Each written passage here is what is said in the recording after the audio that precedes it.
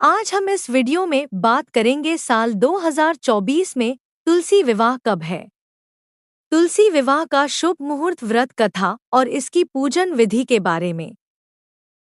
पंचांग के अनुसार कार्तिक माह की शुक्ल पक्ष में आने वाली देवउठनी एकादशी और द्वादशी तिथि के दिन तुलसी विवाह करने की मान्यता है। देवउठनी एकादशी के दिन भगवान विष्णु 4 महीने की निद्रा के बाद जागते हैं। भगवान विष्णु जी को तुलसी बेहद प्रिय है, इसीलिए कहा जाता है कि जब भगवान विष्णु जागते हैं तो वह सबसे पहले तुलसी जी की प्रार्थना सुनते हैं।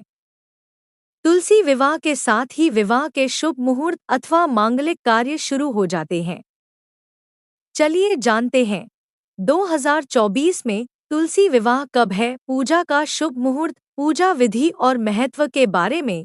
तुलसी विवाह शुभ मुहूर्त 2024 साल 2024 में तुलसी विवाह 13 नवंबर को किया जाएगा। द्वादशी तिथि प्रारंभ 12 नवंबर सायंकाल 4:04 पर होगी। द्वादशी तिथि समाप्त 13 नवंबर दोपहर 1:01 पर होगी। देवउठनी एकादशी 12 नवंबर को है। कई जगहों पर तुलसी विवाह देवउठनी एकादशी वाले दिन करने की परंपरा है। तुलसी विवाह में भगवान विष्णु का विग्रह रूप शालिग्राम जी के साथ तुलसी विवाह करने की मान्यता है। इस दिन प्रातः काल सूर्योदय से पूर्व उठकर स्नान के बाद स्वच्छ वस्त्र धारण कर व्रत का संकल्प करना चाहिए। इसके बाद एक साफ चौकी पर तुलसी जी के पौधे का गमला स्थापित करें और दूसरी चौकी पर शालिग्राम जी की प्रतिमा स्थापित करें। तुलसी जी के गमले के पास गन्ने का मंडप स्थापित करें और जल से भरा कलश भी स्थापित करें। तुलसी विवाह पूजा विधि: पहले घी का दीपक जलाएं, फिर तुलसी जी के पौधे और शालिग्राम जी पर गंगा जल छिड़क कर शुद्ध करें और उन्हें रोली चंदन का टीका करें। इसके बाद तुलसी जी के पौधे को लाल चुनरी, चूड़ी, 16 श्रृंगार और पूजा सामग्री अर्पित करें। अब शालिग्राम जी की प्रतिमा को हाथ में लेकर तुलसी जी की परिक्रमा करें और व्रत कथा पढ़कर आरती करके विवाह संपन्न करें। तुलसी विवाह कथा: पौराणिक कथाओं के अनुसार जलंधर नाम का राक्षस जो बहुत ही पराक्रमी था, उसकी वीरता का रहस्य उसकी पत्नी वृंदा का पतिव्रता धर्म था।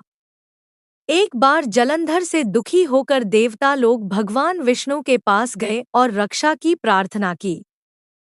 तब भगवान विष्णु ने जलंधर की शक्ति समाप्त करने के लिए देवी वृंदा का पतिव्रत धर्म भंग करने का निश्चय किया और जलंधर का रूप धारण कर छल से वृंदा का सतीत्व नष्ट कर दिया, जिस कारण जलंधर की शक्ति खत्म हो गई और वह हार गया। तुलसी विवाह कथा: जब वृंदा को भगवान विष्णु के छल का पता चला तो उसने भगवान विष्णु को पत्थर का बन जाने का श्राप दे दिया।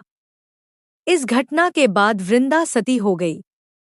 जिस स्थान पर वह भस्म हुई वहां पर तुलसी का पौधा उत्पन्न हुआ।